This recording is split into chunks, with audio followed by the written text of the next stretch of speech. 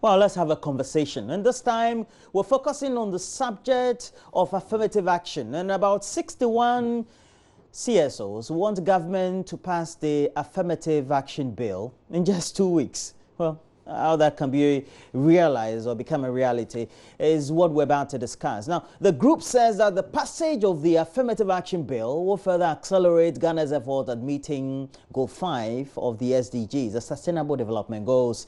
And that goal, basically, if you go and read about it, talks about ensuring that we have gender parity in decision-making, participatory democracy, etc. by 2030, and for the African Union, agenda of 50-50 representation of both women and men in the decision-making process. That will be from all levels, starting from the local level to the top level, 50-50, chimpe. But we all know that we have a lot of male chauvinists over the period, over the last 60 years, who haven't given the right sort of opportunities and chances for women to also to contribute to their quota. It depends on how the argument is. And I know that, well, some will say that when we give them the opportunity, they don't take it. I don't think that's the case. That's why I have some good friends of mine who are here. A long-time friend is Ifwa Chidi is here. She is the co-convener for the CSO. That's CSO just means civil society organization, cluster on decentralization and citizens participation. How are you, Ifwa? Very good, Roland. It's been ages. Yeah, it's been ages. We've been hustling through the ages. Abiu. Yeah, and I also have a sweet lady here who also has a strong voice and is a great advocate for all these affirmative action objectives, and Comfort Double is here. Good morning to you. Good morning, Milan. Well, let me tell you about Comfort. Comfort is also from the Ahofo Ano North area, the assemblywoman for the municipality there, and she's a leader for the Women's Voice. And thank you, Comfort, as well as Ifwa. But you know, affirmative action, and since Beijing, we've had the ongoing discussions across the world. In Africa, the one that is always being used as a highlight for us to look at is Rwanda. But in Ghana, we seem to be far from achieving all that. This objective of making sure that we pass an act, what would that be? It would be a great relief for women in Ghana. Roland, you can't run away from the fact that the Ghanaian woman has come so far. And you see, we are predecessors of African women when it comes to gender equality. We started with Nana Konadu. But till now, 9 to 10 years after the bill has started, it has not been passed. What are we waiting for? What are we waiting for? But come to think of it, Ghana is like a patriarchal society where everything boils down to men, men, men, men, men. Everything is about men. But then look at it, when these so-called politicians who are holding us to ransom go on campaign trails, who campaigns for them? Who prepares the grounds for them? You go to all these underdeveloped areas, women cut the path for our politricksters to go and enjoy. So then what stops you from giving us the right platforms? We're not asking for too much. Look at Guinea-Bissau, just this June. Look at how far they've come, 50-50. Look at South Africa, 14-14. And look at Rwanda, 62 point how many? But in Ghana, I can give you the figures. We have just about, in Ghana, we have just about how many women in parliament? 23%? Oh, it's still 13.8%. That's only, and out of our 124 ministers, we have only 23 as women. That is 13.8. Why? Now, go through our districts, our MMDAs. And which is supposed to be the local level? Yes. We have only 10% of women representing. And you know why? For the that's woefully inadequate. Yes. For the past year, I've been in some communities in the eastern region doing a project called Inclusive Citizen Participation in Local Governance. And then empowering women on gender equality and social inclusion. Masa, women are scared even within their localities to come out and openly declare that they want to contest for elections. Why? They'll look at you, they tag you in a way you can't comprehend. Recently, I was reading an article online and I said to myself, and I mentioned on a sister station that if the affirmative action bill was in place, this wouldn't have happened. You know, Kita had a few female contestants going for... If you say Kita, you mean Kata? Kata constituency. Okay. Kata, yes, Kata, Ananglo. And some guys, I mean the executives, planned to disqualify some of the women. Just because they were women? Just because they were women. What can a woman do? That with the excuse with the excuse that we are Anglos, we don't allow women to rule over us. But luckily, some people got wind of it, and I mean, it went out. And kind courtesy social media, all this could have been prevented if we had the empowerment tool. I get your point there. But for you, as someone who is participating in the governance level, even at the barest level, the local level, for which ideally, if we had many more of your type and many of your friends also participating, at least we can say that we should be able to achieve that. How is that, by your own experience, a difficult thing trying to break in and try to also become somebody who could also contribute to governance at that level? Thank you so much. Thank you to this giving us such a platform. We actually thank the management for recognizing that women, we have to voice out certain things that's hindering our progress in leadership and in politics.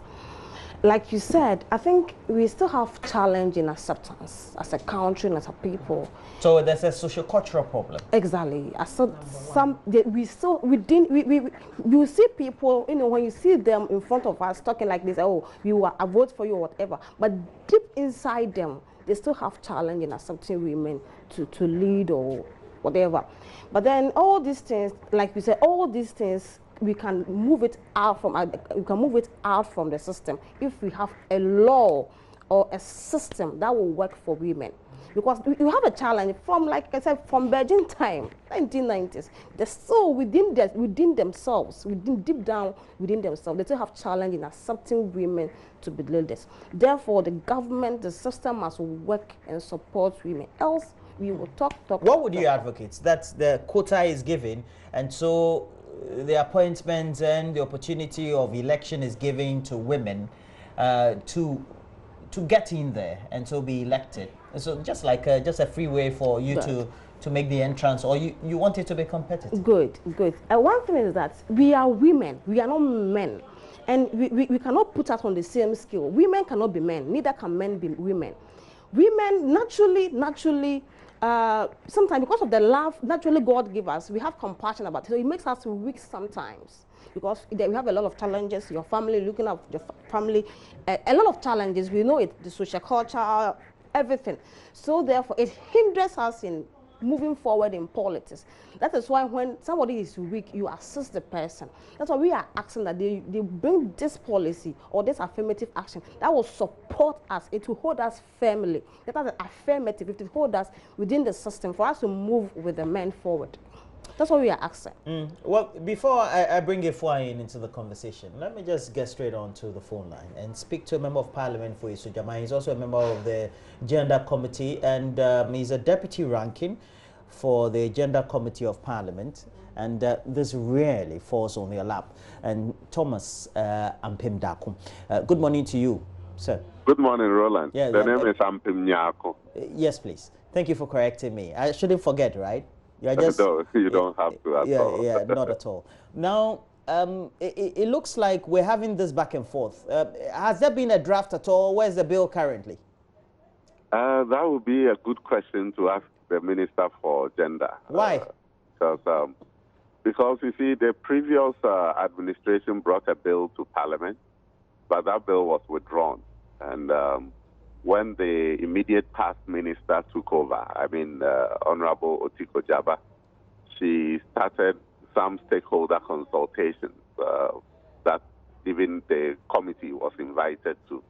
So we started looking at a draft bill, but it has to go through a process. It has to go to Parliament, Cabinet, and Cabinet will have to approve and then bring it alongside a Cabinet memo to Parliament before officially Parliament can start a process of working on it. So as I speak now, there is no bill before Parliament, and so we cannot speak to any bill. Okay. So once we can speak to any bill, and you're a member of Parliament, you're a legislator, it speaks volumes about our posture as a country and also the posture of the executive in trying to get this forward. I think it speaks more of the posture of the executive because the Speaker of Parliament has made several statements on the floor that suggest that we are ready to pass an affirmative action bill. So I don't think there will be any difficulty at all if the bill is brought to Parliament. And once it's laid, the Speaker will appropriately refer it to the appropriate committees to begin work on it. And so I think that we need to find out exactly where the ministry has gotten to on the draft. Who should do that? Who should be doing the finding out? Who? All of us, including because you, the media. Because you're a member of the gender committee, and it pretty suffices that it looks like the appetite is not there, even for the committee of the committee is poised to do the work. Unfortunately, all attempts to have a meeting with our minister haven't been successful. We have written several letters to the minister to have an engagement with us so we can find out where we are on some of these pertinent issues. But always she has one good reason or the other why, we cannot meet. And so it's unfortunate. I believe that if we are able to have a meeting with our minister and push, we can also exert a little pressure. But you see, all these are driven by the executive. If the executive doesn't see the urgency of it and work on it and bring it to Parliament, there is nothing Parliament can do.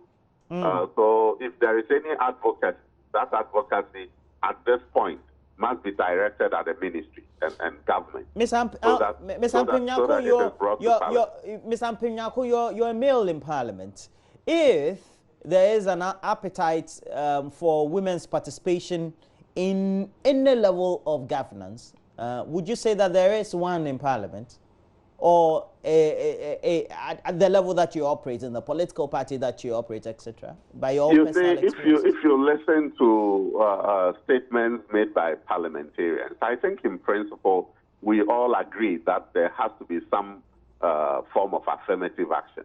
It is the nature of it that may differ, that people may have different opinions. But in principle, we all agree as to whether certain existing seats in Parliament will be designated for women or there will be additional seats that will solely be contested by women. These are issues that when the bill is brought, we can begin to look at. But I think that in principle, everybody agrees that there has to be a little effort to prop up our women in order to help them in governance. Well, thank you very much. Mr. Thomas Ampemnyako is a member of Parliament for Isujama. He's also a deputy ranking on Parliament's Gender Committee. Speaks volumes, right? I thought we should have a composition of women made up of the Gender Committee. But in the meantime, if we have to go on this tangent, 50-50 will be hard to achieve, won't it be? Because women don't have the resources. We have to be realistic. Socioculturally, there's not the psychological mindset for us to be receptive and all that. So I know that we want to go for the jugular. Roland, you're not asking for 50-50 immediately. You know, one of the reasons why this bill has delayed is because in part of that, you know, it goes to the AGs has problems, comes back to the ministry, goes through another consultative stakeholder engagement, goes back and forth. And one thing along the way was that the bill was asking for government to support 40% of women. But the stakeholders at the consultative meeting realized that that was not possible. If we want to push government to 40%, it is not realistic. So then the clause became, along the way, from this year to this year, or for this number of years, government should what? To make it a priority to empower these women. That no percentage was given. At all levels, or at all levels. At all levels. From local to the top. Yes, because having worked with children at the local level, female, I mean, what happens is once you empower them, catch them young. As I'm talking to you right now, we have youth parliaments running in the communities where I work. And some of these communities have women as the youth parliament presidents and speakers. And you would be amazed. From here, I'll show you the pictures of the community work, development work that these young women are able to do. Once we are empowering them, we still have a long way to go. So all we are saying that if we, in our small capacity, are able to empower thousands of women in these localities, a law backing us will make it perfect. We know we cannot achieve the 50-50 now, but Mr. President, please, as I'm talking to you right now, the bill is at the ages. It left the ministry to Attorney General's within the past 10 years. It's been there for almost a week. We are following the bill. We are very serious. The bill must be passed. Be passed. Yes. You see, but it has to be brought to Parliament first. Yes, but you see, you remember the Special Prosecutors Bill. Look at the speed with which that bill was pushed. And listen, we are saying that even if the ministry has to go for a certificate of urgency for this bill to be passed, we are all set now, because Ghanaian women have long been taken advantage of. We want our dues. That's all we're saying. Speaking to the honorable member, you know, it shows you how adamant parliaments. Oh, he's not adamant. He said they are. No, not he as a person. But there's a general reflection of the Yes, posture. even the whole country. How adamant they are towards this implementation of the affirmative action. I don't know why I became so sad and sick when the president went to the women's deliver and how he was speaking. Well, that's the fundamental idea about men and women, some men in the country. So I agreed with the president. But that's how the people, that's a perspective about women in the country. Because the president summarily said that there needed to be a buy-in first. But it also shows that maybe at that level, coming from the African torchbearer on gender and the co-chair of the SDGs, that's so rich. You know, we are so rich for women. That's how much he loves Ghanaian women. We are ever ready to serve. that's sarcasm. Just we are very ready to serve. We are very lucky to have a president who is what? He's the African. Yes. African. And you're saying that for him, there's a posture, but it looks like it's not a general feeling. Not within themselves. But he told us how he feels about us on that platform. Okay, he told us. I watched a video of the Rwandan president and at a women's conference. And I said to myself, look, I don't worship human beings, but if I should go anywhere that man is, I'll bow to him. He respects women. Because there's been a deliberate action for them to achieve what they have. And what percentage they have? They're over 60%. They have 60, Rwanda has 61.25%. Wow. Okay. And even Ethiopia. Okay. The posture, when they come out, the posture shows that they want to support. But deep inside them, they are not ready. And that shows if you take a look at the Auditor General and its report and what it says, we have all these men in the Home Affairs, and there's accusations of corruption all over. And same thing goes for the anomalies that we tend to witness in poor decision making, etc., for either critical issues. Let's take PDS. Okay. Okay. So if we had more women in positions of trust in public office, we'll experience these less. You think so? And what should be the reason why? The answer is yes. Because women, we are very critical. We are right from home. You can consider your mother very critical. We make sure that we go through everything and the right thing must be done. Because we are generational thinkers. We think beyond tomorrow. And that's why women, that's how we are created for. That is why right from creation, God entrusted procreation to women. Because we know that we can keep and take care of. So we are advocating for everybody in Ghana here, starting from this room, that we should be ready and prepared to support women, your sisters, your wives, children, everybody who is called a woman, support the person, because every woman is born a leader and a generational thinker. That's what I know. Yeah, that's a leader right there. She is the assemblyman for the Ahafo-Ano North Municipality, one of the assembly women in there. And thank you very much for passing through the studio. Your last contribution before we go and do some interception somewhere at Lekma. You know, we've been on all this fixed Lekma now, and we're making some great progress. That's a great CSR. Yes. I watched that or listened to it when I'm not by TV. Now to our dear president, who happens to be our African torchbearer and on gender issues, and then the co-chair of our SDG number 5. Please, we know you work as the Flagstaff House, but we go to the remotest areas of this country. And we've been dealing with girls. We civil societies, Comfort here is the CEO of Women's Voice. We've been dealing with the girl child, and we can tell you for sure that if the girl is empowered, all these issues of corruption, all these issues with kickback and all that will not happen. Please empower us.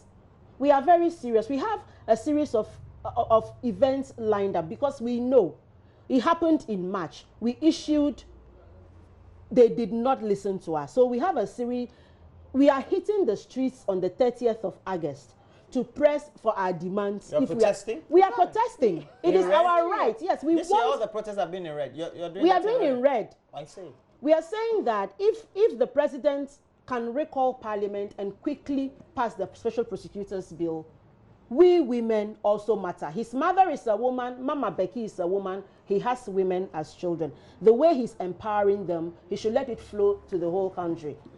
Well, thank you very much, the two of you. I've enjoyed the conversation. My longtime friend, Ifua Chidi. And Ifua Chidi is co-convener for the civil society organizations cluster on decentralization and citizens participation, and also the CEO for an advocacy group, Women's Voice, and assemblywoman for the Ahafo-Ano North Municipal Assembly is here. Comfort Dabo has also been helping us do some great conversation. And which electoral area are you the assembly? Jahon electoral area, Tepa to be precise. And I know that your contest is coming very soon. Yes, just.